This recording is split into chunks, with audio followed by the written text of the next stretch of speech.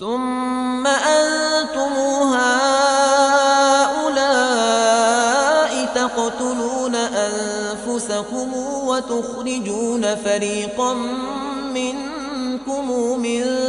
ديارهم تظاهرون عليهم بالإثم والعدوان وإن يأتوكم أسارى تفادوهم وهو محرم عليكم إخراجهم أفتؤمنون ببعض الكتاب وتكفرون ببعض فما جزاء من يفعل ذلك منكم إلا خزي في الحياة الدنيا ويوم القيامة يردون إلى